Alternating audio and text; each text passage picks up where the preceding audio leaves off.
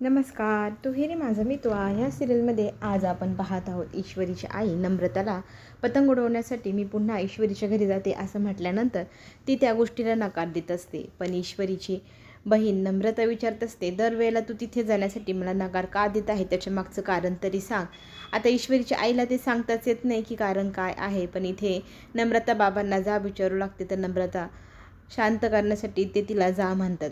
इथे वल्लवीलाही जेव्हा कळतं की आकाश नम्रताला गाडीत घेऊन कुठे कुठे पार्सल द्यायला गेलेला ईश्वरीच्या क्लाउड किचनचे, हे कळल्यानंतर ती त्याला जा विचारते, तू त्यांचा पार्सलवाला आहेस का? तू तर कंपनीचा मालक आहे. इथून पुढे त्या मुलीसोबत तुला मी कुठेही भटकताना किंवा तिचं काम करताना पाहिलं तर मला ते आवडणार नाही. इथून पुढे तू तिला मदतीला जायचं नाही. तर इथे आकाश तिला उद्धटपणे बोलू लागतो की तू दरवेळेला असंच करते, तू का नकार देते मला त्या मुलीला भेटण्यापासून, का थांबवते. तर इथे ह्या दोघांमधले भांडणं पाहून ईश्वरी लगेच म्हणते, इथून पुढे आकाश भाऊजी तुम्ही नम्रताला भेटायचंही नाही आणि तिची कुठल्याही प्रकारची मदत करायची नाही. हे सगळं ऐकल्यानंतर अर्णव म्हणतो की मीच त्याला मदत करायला सांगितलेलं आहे, तेव्हा तुम्ही दोघीही शांत व्हा, कोणीही त्याला सल्ला देऊ नका, माझं काम तो करणार.